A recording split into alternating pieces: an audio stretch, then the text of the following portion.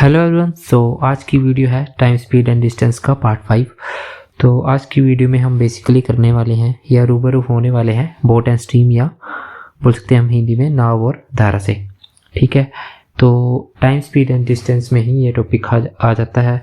और जो हमारा एग्जामिनर है, हो सकता है कि जो HP पुलिस के एग्ज़ाम में क्वेश्चन आने वाले हैं वो हमारी पिछली 4 वीडियो से ही कवर हो जाए। लेकिन कई बार क्या होता है कि बोट एंड स्ट्रीम का टॉपिक जो है काफ़ी छोटा सा है, काफ़ी बच्चे जो इस टॉपिक को छोड़ के चले जाते हैं। ठीक है, होता क्या है कि एग्ज़ाम में जब क्वेश्चन आता है ना, तो वहाँ पे भी उस क्वेश्चन को छोड़ देते हैं, क्योंकि उनको छोटे से बेसिक से कंसेप्ट इसके पता नहीं होते हैं अगर उन्होंने इस टॉपिक को नहीं पढ़ा है। ठीक है, तो हम इस टॉपिक को नहीं छोड़ेंगे, हम इसको भी कवर करेंगे, क्योंकि ये छोटा सा टॉपिक है, आपका ज़्यादा टाइम भी नहीं लगेगा। जो आपके HP पुलिस के लिए इम्पोर्टेंट होगा ना, वही हम इस वीडियो में कवर करेंगे। तो छोटी सी वीडियो होगी, थोड़े से क्वेश्चंस होंगे और 1-2 कॉन्सेप्ट होंगे जो आपको कवर करने हैं। हम एक्स्ट्रा फार्मूला आपको नहीं बताएंगे जो आपके एग्ज़ाम से इररिलेवेंट होंगे। ठीक है, साथ ही जिसने भी हमारे जो HP पुलिस के मैथ में 9 टॉपिक्स हैं इस बार, यानी 9 चैप्टर्स हैं, 7 चैप्टर हमने कवर कर लिए हैं। उसको आप चैनल के प्लेलिस्ट से चेक कर सकते हैं। साथ ही प्लेलिस्ट का लिंक आपको डिस्क्रिप्शन में मिल जाएगा, और टेलीग्राम चैनल और डाउट ग्रुप का लिंक भी आपको डिस्क्रिप्शन में मिल जाएगा, वहाँ से ज्वाइन कर लें। तो आज की वीडियो को पूरा देखें, और छोटे से कंसेप्ट हैं ये, 2 से 3 कंसेप्ट, उसको नोट कर लें और रिवाइज करते रहें। और हो सकता है कि पिछली 4 वीडियो से क्वेश्चन आ जाए, लेकिन इसको भी आपने उतनी ही इम्पोर्टेंस देनी है, ताकि अगर एग्ज़ाम में क्वेश्चन आ भी जाए तो आप आराम से कर सकें। ठीक है, तो स्टार्ट करते हैं आज की वीडियो। तो देखो, बोट एंड स्ट्रीम यानी नाव और धारा। यहाँ पे मैं आपको बता देता हूँ, ये है मेरी नाव यानी बोट। ठीक है, और ये है मेरी धारा। धारा का मतलब क्या है? धारा यानी जो हमारा नदी में पानी बहता है, ठीक है, उसको हम बोलेंगे धारा, या बोल सकते हैं इसको स्ट्रीम भी बोलते हैं, इसको करंट भी बोलते हैं। ठीक है, इंग्लिश में 2-3 नाम इसके, स्ट्रीम बोल देते हैं, करंट बोल देते हैं, और भी बोलते हैं। वैसे जो हमारे इसमें क्वेश्चन में होता है ना, स्ट्रीम या करंट ही होता है। और हिंदी में बात करें तो बोट को तो आपको पता ही है क्या बोलते हैं, नाव, और स्ट्रीम को बोलते हैं हम धारा। ठीक है, नाव और धारा। तो होता क्या है इसमें कि जैसे मान लो हमारा पानी बह रहा है, एक दिशा में हमारा पानी बह रहा है, जैसे ये, ठीक है, इस दिशा में पानी बह रहा है, और सेम ही डायरेक्शन में हमारी बोट जो है वो भी अपना चल रही है। ठीक है, सेम ही डायरेक्शन में बोट चल रही है हमारी, सेम ही डायरेक्शन में हमारा पानी बह रहा है। ठीक है, धारा चली हुई है मतलब हमारी। ठीक है, अब होगा क्या कि इस डायरेक्शन में बोट की कुछ अपनी स्पीड होगी। ठीक है, ये जो हमारी धारा है ये, ठीक है, इसकी अपनी कुछ स्पीड होगी, जिसको मैं नाम दे देता हूँ, स्ट्रीम ऑफ स्पीड को नाम दे देता हूँ, मान लो मैं बाय। ठीक है, और इसको मैं बोल देता हूँ बोट की स्पीड को x।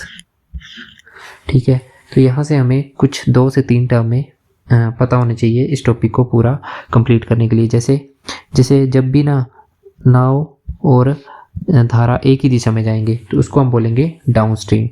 ठीक है, डाउन स्ट्रीम यानी एक ही दिशा में जाएंगे दोनों।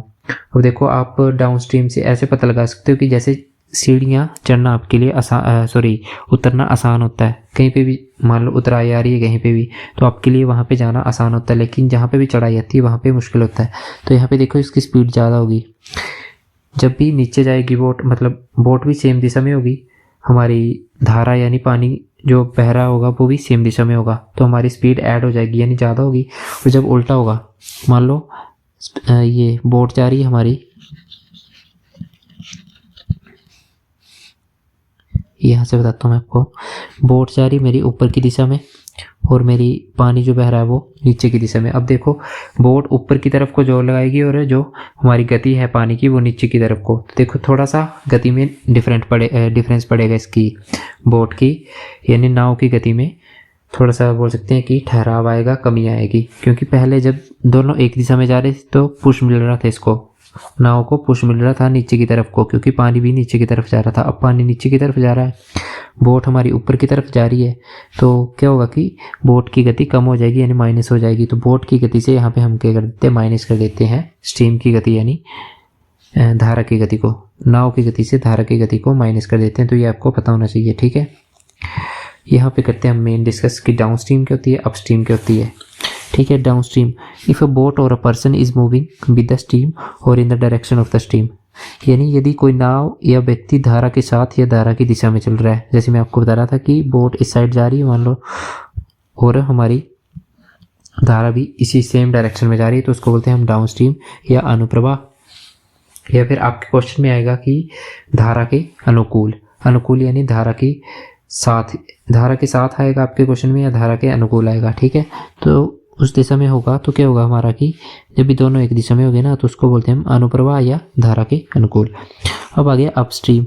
अपस्ट्रीम क्या होता है, यदि कोई नाव या व्यक्ति धारा के विपरीत, if a boat or a person is moving in the opposite direction, उल्टी दिशा में, मान लो बोट जा रही है इस साइड में लेफ्ट साइड और स्ट्रीम जा रही है राइट साइड, और देखो इसको बोलेंगे हम अपस्ट्रीम, यानी कि बोट की क्या हो रही है, हमारी धारा के प्रतिकूल चल रही है हमारी बोट, प्रतिकूल यानी अपोजिट डायरेक्शन में। ठीक है, ये इस डायरेक्शन में और बोट हमारी नीचे वाले डायरेक्शन में है, तो ये हो गया हमारा धारा के प्रतिकूल, तो इसको बोलते हैं हम अपस्ट्रीम। अपस्ट्रीम और डाउनस्ट्रीम में आपको पता लग गया होगा कि सेम डायरेक्शन में जाएंगे दोनों चीज़ें, तो डाउनस्ट्रीम, और डिफरेंट डायरेक्शन में होंगी, जैसे बोट अलग डायरेक्शन में और धारा अलग डायरेक्शन में, तो वो होगी हमारी अपस्ट्रीम। ठीक है, अब आ गया हमारा बेसिक यहाँ से फॉर्मूला जो आपको पता होना चाहिए, या फिर कॉन्सेप्ट जो आपको पता होना चाहिए। जैसे स्पीड ऑफ बोट, मान लो मैंने नाव की गति को मान लिया x, और स्पीड ऑफ स्ट्रीम यानी धारा की गति को मान लिया मैंने y। यहाँ से मेरे को चाहिए कि डाउन स्ट्रीम जब नीचे जाएगी ना हमारी बोट, डाउन स्ट्रीम यानी बोल सकते हैं डाउन स्ट्रीम, जैसे सेम दोनों बोट और जो हमारा पानी है, ठीक है, एक ही दिशा में बह रहे होंगे। ठीक है, धारा एक ही दिशा में बह रहे होंगे। डाउन स्ट्रीम का मतलब यही समझ लो आपकी नीचे जा रहा पानी भी और बोट भी नीचे की तरफ जा रही है, और अप स्ट्रीम समझ लो कि पानी नीचे जा रहा है और बोट ऊपर की तरफ आ रही है। ठीक है, तो डाउन स्ट्रीम जब दोनों एक दिशा में होंगे तो इनकी स्पीड ऐड हो जाएगी। ठीक है, और अप स्ट्रीम में क्या होगा, इन दोनों की स्पीड माइनस हो जाएगी, यानी बोट की स्पीड से बोट की स्पीड से स्ट्रीम की स्पीड, हमारी धारा की गति जो है वो माइनस हो जाएगी। तो डाउन स्ट्रीम को बोलते हैं हम धारा प्रवाह गति या धारा के अनुकूल, और इसको बोलते हैं अपस्ट्रीम को धारा के प्रतिकूल गति। तो ये हो जाएगी plus down stream, and minus हो जाएगी हमारी अपस्ट्रीम वाली। ठीक है, धारा के प्रतिकूल। नेक्स्ट देखते हैं, जब हमारे पास मान लो दोनों दे दिए डाउन स्ट्रीम और अपस्ट्रीम, यानी धारा के प्रतिकूल दे दिए और धारा के अनुकूल दे दिए, तो हम बोट की कैसे निकालेंगे। मान लो हमसे बोट की पूछ ले तो हम क्या करेंगे कि बोट की निकालने के लिए धारा के अनुकूल यानी डाउन स्ट्रीम स्पीड को और अपस्ट्रीम स्पीड को ऐड कर देंगे और 2 से डिवाइड कर देंगे। जैसे यहाँ पे लिखूंगा मैं d + u/2। ठीक है,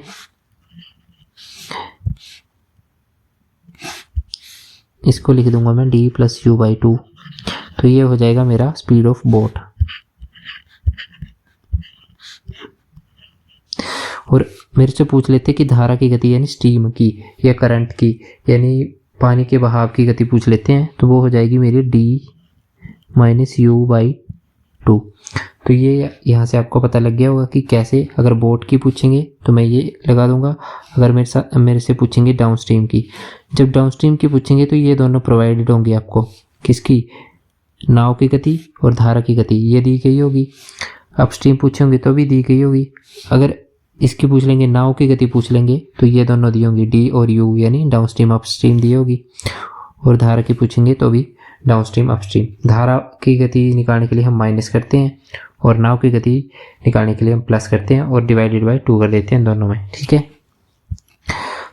तो अब स्टार्ट करते हैं क्वेश्चन जहाँ से आपको ज़्यादा समझ में आएगा। ठीक है, तो यदि स्थिर पानी में नाव की गति 10 किलोमीटर प्रति घंटा, स्थिर पानी में नाव की गति, अब नाव की गति दी है तो नाव की गति को मैंने माना था x। ठीक है, तो ये आ गया मेरे पास 10 किलोमीटर प्रति घंटा।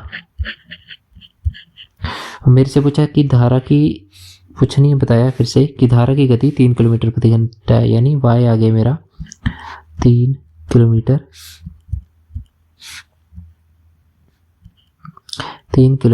प्रति घंटा। मेरे से पूछा कि नाव की धारा के अनुकूल गति क्या है, डाउन स्ट्रीम स्पीड पूछी मेरे से। अनुकूल जब भी बोलेंगे कि धारा की साथ हमारी क्या गति होगी, डाउन स्ट्रीम स्पीड पूछी मेरे से। ठीक है, बोट की दी है मेरे पास धारा की दी है, speed of boat, speed of stream. अब मेरे को निकालना है डाउन स्ट्रीम स्पीड, और डाउन स्ट्रीम स्पीड की होती है मेरी, हमने अभी पढ़ा x प्लस बाय, ठीक है। तो x प्लस बाय करेंगे तो 10 और 3 को प्लस कर देंगे, तो सिंपली मेरा आंसर आ जाएगा कितना, 13 किलोमीटर पर आवर, ठीक है। तो राइट आंसर आ गया C option, 13 kilometre per hour. यहाँ से आपको पता लग गया होगा कि कैसे, देखो मैंने यहाँ से आपको बेसिक से बताया कि कैसे हम डाउन स्ट्रीम स्पीड निकालते हैं, अप स्ट्रीम स्पीड निकालते हैं, ठीक है। तो यहाँ से आपको पता लग गया कि डाउन स्ट्रीम कैसे निकालनी है। बोट की दी है और स्ट्रीम की दी है, नाव की दी, धारा की गति दी, दोनों को ऐड कर देंगे तो डाउन स्ट्रीम निकल जाएगी। अगर अप स्ट्रीम पूछते इसी में, मान लो मेरे से यहाँ पे पूछते अप स्ट्रीम, आंसर तो हमारा आ गया। अप स्ट्रीम पूछते तो क्या था, अप स्ट्रीम के लिए मेरा फॉर्मूला क्या हो जाता है, उल्टा हो जाता है, x माइनस बाई हो जाता है, ठीक है। तो यहाँ से 10 माइनस 3 हो जाएगा, तो मेरा आंसर आ जाता 7 किलोमीटर पर आवर। तो उस केस में मेरा आंसर क्या होता, 7 किलोमीटर पर आवर, ठीक है। तो ये आपको पता लग गया होगा कि दोनों कैसे हमने निकालना है। नेक्स्ट है, यदि एक व्यक्ति की धारा के प्रतिकूल गति और धारा के अनुकूल गति, यानी रेशो दिया है हमारा किसका, अपस्ट्रीम स्पीड का और डाउनस्ट्रीम स्पीड का, किसी व्यक्ति का 2:3। तो यहाँ पे लिख लूँगा मैं अप और डाउन, यहाँ पे मेरा आ जाएगा अप और यहाँ पे आ जाएगा मेरा डाउन, ठीक है। तो 2:3। मेरे से क्या बचा है, धारा के प्रतिकूल गति जो हमारी 8 किलोमीटर प्रति घंटा, यानी अपस्ट्रीम स्पीड जो है, प्रतिकूल मतलब अपस्ट्रीम स्पीड, तो अपस्ट्रीम स्पीड यहाँ पे है और इसके सामने मेरे को दी है 2, यानी 2 की वैल्यू दी है मेरे को 8, ठीक है। 2 की वैल्यू दी है मेरे को 8, और मेरे से पूछा कि व्यक्ति की धारा के अनुकूल गति क्या है, धारा के अनुकूल यानी डाउन स्ट्रीम स्पीड पूछी मेरे से।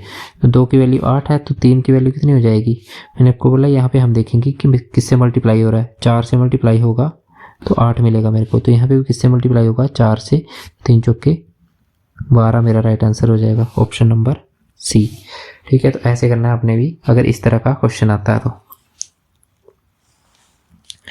नेक्स्ट है, यदि स्थिर पानी में नाव की गति 6 किलोमीटर प्रति घंटा है और धारा की गति 3 किलोमीटर प्रति घंटा है, ठीक है। नाव की गति लिख लेते हैं पहले, नाव की गति कितनी है हमारी, बोट की गति है मेरे पास 6, और किसकी धारा की गति है मेरे पास, स्ट्रीम की गति है मेरे पास, क्या बोल सकते हैं 3 दी है यहाँ पे, या इसको बोल सकते हैं x और इसको बोल सकते हैं y, ठीक है। और मेरे को क्या पूछा है कि नाव द्वारा धारा के अनुकूल 18 किलोमीटर की दूरी तय करने में लिया गया समय, अनुकूल यानी डाउन स्ट्रीम। टोटल डिस्टेंस है मेरे पास 18 किलोमीटर, लेकिन मेरे को डाउन स्ट्रीम स्पीड चाहिए, पहले नीचे जाएगी ना तो डाउन स्ट्रीम स्पीड चाहिए मेरे को। तो डाउन स्ट्रीम स्पीड आ जाएगी मेरे पास कितनी, 6 + 3, तो मेरे पास आ गई 9 किलोमीटर प्रति घंटा मेरी डाउन स्ट्रीम स्पीड आ गई। अब मेरे को डिस्टेंस दिया है, मेरे पास स्पीड आ गई, तो मैं टाइम निकाल सकता हूँ। समय पूछा ना, तो टाइम मेरे को पता है क्या होता है, टाइम होता है डिस्टेंस अपॉन स्पीड। अब ये डिस्टेंस नहीं है मेरा, ये क्या है, मेरी स्पीड है डाउन स्ट्रीम, डिस्टेंस है मेरा 18 किलोमीटर,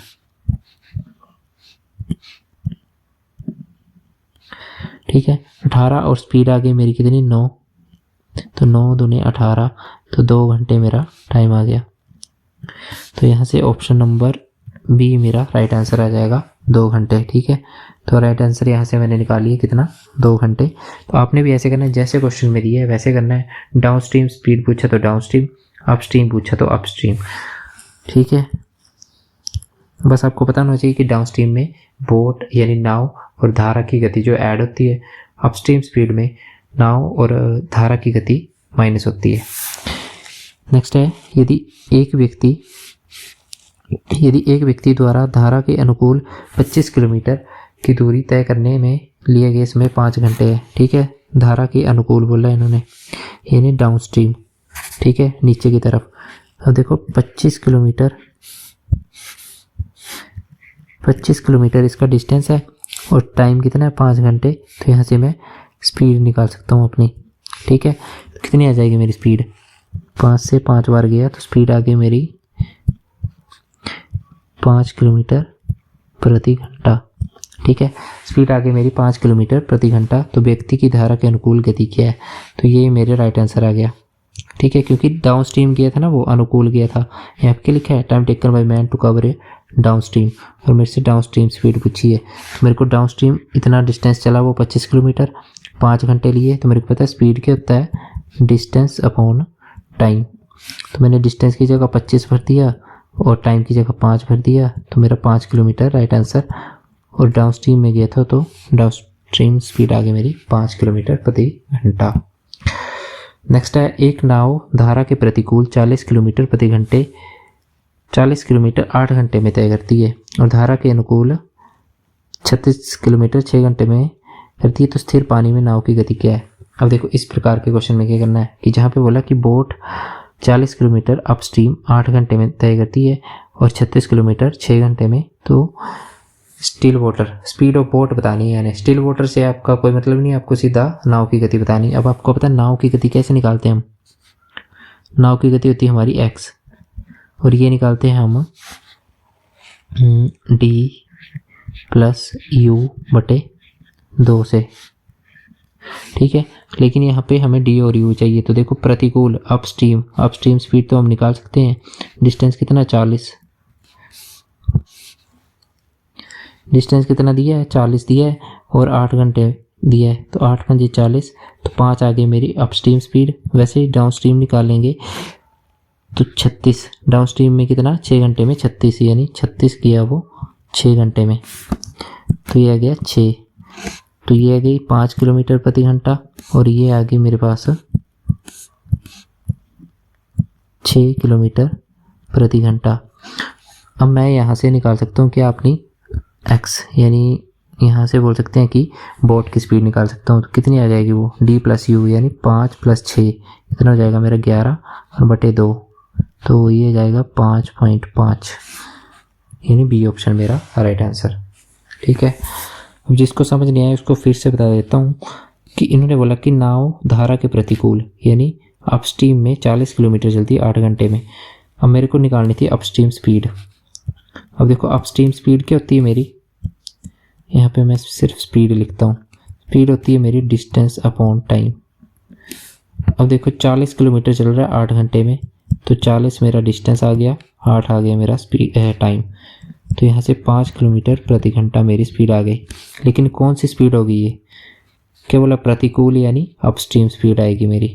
तो यानी u की वैल्यू आ गई मेरी 5 किलोमीटर प्रति घंटा। वैसे ही हमने यहाँ पे d यानी डाउनस्ट्रीम स्पीड की वैल्यू निकाल ली, सेम इसी तरीके से speed is equal to distance upon time से 6 किलोमीटर प्रति घंटा। और यहाँ पे मेरे को पता है बोट की स्पीड का फॉर्मूला क्या है, d प्लस यू बटे 2। ये देखो स्पीड ऑफ बोट स्थिर पानी में नाव की गति कितनी है, d प्लस यू बटे 2, d प्लस यू बटे 2। तो यहाँ से मैंने d प्लस यू कर दिया 11 और बटे 2 की तो 5.5 किलोमीटर प्रति घंटा। नेक्स्ट है, एक व्यक्ति द्वारा धारा के अनुकूल 40 किलोमीटर की दूरी 8 किलोमीटर प्रति घंटा की गति से और धारा के प्रतिकूल ठीक है दिया वो 32 किलोमीटर की दूरी 4 किलोमीटर प्रति घंटे की गति से, तो कुल समय कितना लगा। अब देखो क्या क्या दिया है मेरे पास, 40 किलोमीटर डिस्टेंस आ गया, 8 किलोमीटर प्रति घंटा स्पीड आ गई अनुकूल यानी डाउन स्ट्रीम में, ठीक है, और प्रतिकूल आ गई यहाँ पे अपस्ट्रीम में। अब देखो डाउन स्ट्रीम में उसको कितना टाइम लगा, यहाँ पे मैं टी लिख देता हूँ और यहाँ पे लिख देता हूँ डी कि डाउन स्ट्रीम में कितना लगा। टोटल डिस्टेंस कितना चला था वो 40 और गति कितनी थी 8 की, तो 8 पंजे 40, तो 5 घंटे यहाँ पे लगे। और टी अपस्ट्रीम लिख देता हूँ मैं कि अपस्ट्रीम में कितना लगा, 32 किलोमीटर चला वो और कितना गति थी 4 की, तो यहाँ से 4 अट्ठे 32, तो यहाँ से देखो 5 घंटे यहाँ लगे 8 घंटे यहाँ। उन्होंने क्या पूछा कि गति से तय करने में लिया गया कुल समय कितना होगा, इन दोनों को ऐड कर देंगे तो 5 + 8, तो मेरा आंसर आ जाएगा 13 आवर। तो राइट ऑप्शन आ गया सी, ठीक है। यहाँ पे भी वही time equal to distance upon speed, distance आ गया 40, दूरी आ गई 40 और स्पीड आ गई 8, वैसे ही नीचे किया हमने और राइट आंसर आ गया। नेक्स्ट है, स्थिर जल में एक नाव की गति 10 किलोमीटर प्रति घंटा है, यह धारा के प्रतिकूल 45 किलोमीटर की दूरी 6 घंटे में तय करती है। धारा की गति क्या है? स्थिर जल में नाव की गति। नाव की गति देखो कितनी, x आ गई मेरे पास 10 किलोमीटर प्रति घंटा। और बोला धारा के प्रतिकूल यानी अपस्ट्रीम में, ठीक है, अपस्ट्रीम में 45 किलोमीटर चलती है 6 घंटे में। अपस्ट्रीम स्पीड यहाँ से मैं निकालूंगा, हाँ अपस्ट्रीम स्पीड कितनी आ जाएगी मेरे पास, डिस्टेंस 45 बटे टाइम कितना लिया इसने, 6 घंटे 45 किलोमीटर 6 घंटे में, स्पीड आ जाएगी मेरी 6 सत्ते 42 और 6 पंजे 30। तो अपस्ट्रीम स्पीड आ गई मेरी 7.5 किलोमीटर प्रति घंटा। मेरे को एक चीज़ पता है, अपस्ट्रीम स्पीड किसके बराबर होती है, x माइनस बाई के। ऐसे देखो अपस्ट्रीम स्पीड आई है 7.5 और x आया मेरा 10 और माइनस बाई, तो यहाँ से मैं निकाल सकता हूँ कि y आ गया मेरा 10 माइनस 7.5, तो ये आ जाएगा मेरे पास कितना, 2.5 किलोमीटर प्रति घंटा। तो राइट आंसर क्या आ जाएगा, ए ऑप्शन 2.5 किलोमीटर प्रति घंटा। बस आपने भी ऐसे करना है कि जो दिया है उसका फॉर्मूला भरना है और जो चीज़ें निकालनी है उसका लगाना। मेरे को पता था कि यहाँ से मैं निकाल सकता हूँ x माइनस बाई, क्योंकि मेरे को पता था अपस्ट्रीम स्पीड क्या होती है, x माइनस बाई, तो मैंने अपस्ट्रीम स्पीड निकाल ली। मेरे को अपस्ट्रीम का डिस्टेंस दिया था और अपस्ट्रीम का टाइम दिया था 6 घंटे और 45 किलोमीटर। अब यहाँ से x मेरे पास किसकी, इसकी बोट की यानी नाव की गति दी है, ठीक है, तो वो मैंने यहाँ पे भर दी। ये मेरी आ गई धारा की गति, ये आ गई मेरी अपस्ट्रीम स्पीड, माइनस किया 2.5 मेरा राइट आंसर आ गया, ठीक है। तो ऐसे आपने क्वेश्चंस को अप्रोच करना है। नेक्स्ट है, एक नाव धारा के प्रतिकूल 24 किलोमीटर की दूरी 6 घंटे में तय करती है, ठीक है। धारा के प्रतिकूल यानी अपस्ट्रीम में, तो अपस्ट्रीम का मेरे को स्पीड निकालनी पड़ेगी, क्योंकि डिस्टेंस दी है 24 और टाइम दिए 6 घंटे। तो यहाँ से मैंने डायरेक्ट पहले स्पीड निकाल ली 4 किलोमीटर प्रति घंटा अपस्ट्रीम। उसके बाद नेक्स्ट पढ़ते हैं, धारा के अनुकूल यानी डाउनस्ट्रीम, ठीक है। डाउनस्ट्रीम में कितना दिया है, 20 किलोमीटर 4 घंटे में, तो डाउनस्ट्रीम आ गया मेरे पास 20 किलोमीटर 4 घंटे में, स्पीड आ गई मेरी 5 किलोमीटर प्रति घंटा। अब बोला तो स्थिर पानी में नाव की गति क्या है, स्थिर पानी में नाव की गति पूछी है। मेरे को पता नाव की गति क्या होती है, x equal to D plus U बटे 2, तो x आ गया 4 + 5 9 बटे 2, ठीक है, तो ये आ गया 4.5। अब डी यू की वैल्यू तो आपको पता ही होगी, यहाँ से भर दी मैंने, यहाँ से भर दी। एस मैंने इसलिए लगाया कि अपस्ट्रीम स्पीड और डाउनस्ट्रीम स्पीड लिखा है, ठीक है। तो 4.5 बी ऑप्शन मेरा राइट आंसर यहाँ से आ गया, ठीक है। तो आई होप आपको कोई इसमें दिक्कत नहीं आ रही होगी, क्योंकि आसान से ऐसे अगर आपके एग्ज़ाम में क्वेश्चन आया है इस टॉपिक से, तो सिमिलर इस तरीके से आपको जो मैं यहाँ पे क्वेश्चन करवा रहा हूँ उसी में से कोई एक पैटर्न आपको देखने को मिल जाएगा। यदि एक नाव धारा के अनुकूल 100 किलोमीटर 10 घंटे में चलती है, देखो फिर से मैं वही लगाऊंगा, डाउनस्ट्रीम यानी डाउनस्ट्रीम स्पीड लिखूंगा और 100 किलोमीटर चल रही है 10 घंटे में, तो मेरी स्पीड आ गई 10 किलोमीटर प्रति घंटा डाउनस्ट्रीम। और धारा के प्रतिकूल यानी अपस्ट्रीम जा रही है वो 75 किलोमीटर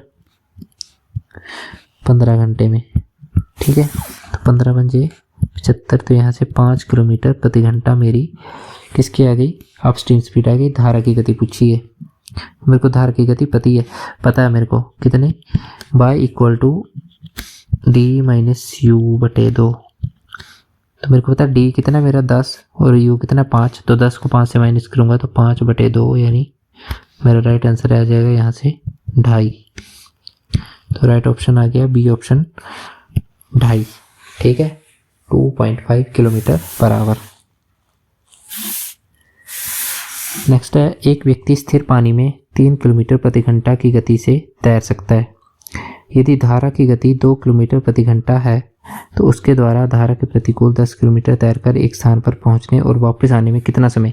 देखो कुल समय पूछा इन्होंने, सबसे पहले इन्होंने क्या बोला, स्थिर पानी में, यानी उसकी गति कितनी आगे स्थिर पानी में, आप बोट की गति मान लो x 3, और बोला है यदि धारा की गति यानी बाय 2, ठीक है। तो यहाँ से मैं डाउनस्ट्रीम स्पीड निकाल सकता हूँ उसकी कितनी, x + y यानी 5, ठीक है। और अपस्ट्रीम स्पीड निकाल सकता हूँ x माइनस वाई यानी 1। ये तो आपको पता ही होगा कि डाउनस्ट्रीम होती है x minus X plus Y, upstream होती है x प्लस वाई। और बोला कि 10 किलोमीटर वो जाएगा और 10 किलोमीटर वापस आएगा, तो उसको कुल कितना समय लगेगा। डाउनस्ट्रीम गया, कितने की गति से जाएगा, 5 की गति से, ठीक है। डाउनस्ट्रीम जाएगा 5 की गति से, तो 5 दूने 10, यहाँ पे 2 घंटे लगे उसको। अपस्ट्रीम जाएगा वो 10 किलोमीटर 1 की गति से, कितना लगेगा, 10 घंटे। टोटल कितना लगा, 2 + 10 यानी 12 घंटे। मेरा राइट ऑप्शन यानी सी ऑप्शन राइट आंसर आ गया मेरा, ठीक है। यहाँ पे क्या किया मैंने, सबसे पहले डाउनस्ट्रीम स्पीड निकाल ली x प्लस वाई करके, अपस्ट्रीम स्पीड निकाल ली x माइनस वाई करके। उन्होंने पूछा कि कुल समय, अब देखो 10 किलोमीटर वो जाएगा, 10 किलोमीटर वो जाएगा और 10 ही किलोमीटर वो वापस आएगा, यानी यहाँ पे डाउनस्ट्रीम जा रहा है और यहाँ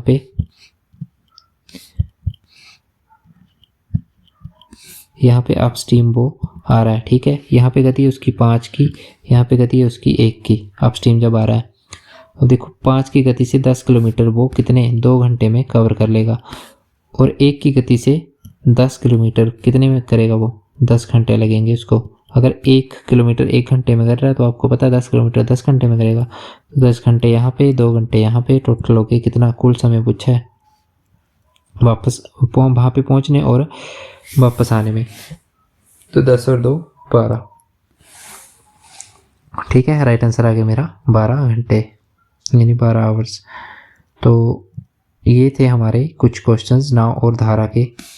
मैक्सिमम क्वेश्चंस आपके बोल सकते हैं कि 90% चांसेस है या 95% चांसेस है कि पिछली 4 क्लासेस से आ जाएंगे। लेकिन ये वीडियो इसलिए ज़रूरी है क्योंकि अगर एक भी क्वेश्चन वैसा आ गया तो 1 नंबर आपको पता कि कहाँ से कहाँ पहुँचा सकता है आपको, ठीक है, मेरिट से बाहर कर सकता है। तो आपको वो रिस्क नहीं लेना है, इस वीडियो को भी अच्छे से देखना है और इन क्वेश्चंस को भी प्रैक्टिस कर लेना है। आपको पता कितने, कुछ नहीं है इसमें, सिर्फ कॉन्सेप्ट लग रहा है कि कहाँ पे अपस्ट्रीम जा रहे हैं, कहाँ पे डाउनस्ट्रीम जा रहे हैं, कहाँ पे कुल समय पूछा है, कहाँ पे नाव की गति पूछी है, बस वही चीज़ आपको लगानी है बार बार और आपका आंसर आ जाएगा। तो ठीक है, इस वीडियो को पूरा देखना है आपने, और यहाँ तक आ गए हो आप तो पूरा ही देखा होगा। और फिर से इसको जब आपका एक बार सिलेबस कंप्लीट हो जाएगा, जिसने भी हमारे यहाँ से चैनल से किया है, तो उसको क्या करना है कि जब आपका सिलेबस कंप्लीट हो जाएगा तो एक बार फिर से उसको प्लेलिस्ट से उसको रिवीजन करना है, ठीक है।